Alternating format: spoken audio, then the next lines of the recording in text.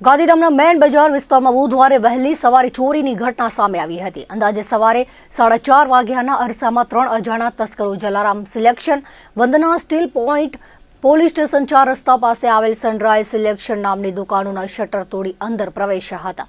તસ્કરોએ એક દુકાનમાંથી આશરે ₹6,000 રોકડની ચોરી કરી હતી, જ્યારે બીજી દુકાનમાંથી 2 ચાંદીના સિક્કા તેમજ કપડાં લઈ ફરાર થઈ ગયા હતા।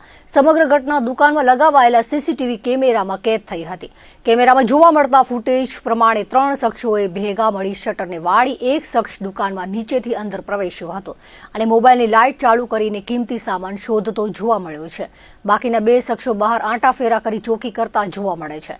ઘટનાની જાણ થતાં એ ડિવિઝન પોલીસે તાત્કાલિક સ્થળ પર પહોંચી હતી અને સીસીટીવી ફૂટેજના આધારે આરોપીઓને ઝડપી પાડવા તપાસ શરૂ કરી છે। શહેરના મુખ્ય વિસ્તારમાં તસ્કરો આવ્યા અને 3 દુકાનોના તાળા તોડી ચોરી કરી જતા વેપારી આલમમાં ફફડાટ ફેલાયો છે। અગાઉ પણ ગાંધીધામની મુખ્ય બજારમાં ચોરીની ઘટનાઓ બની ચૂકી છે। આ ચોરીએ ફરી એક વખત પોલીસના રાત્રિ પેટ્રોલિંગ સામે સવાલો ઉઠાવ્યા છે। તસ્કરોએ ધારદાર સાધન વડે આખા શટરને વાળી દુકાનની અંદર ઘૂસી ચોરી કરી હોવાનું જણાઈ આવે છે।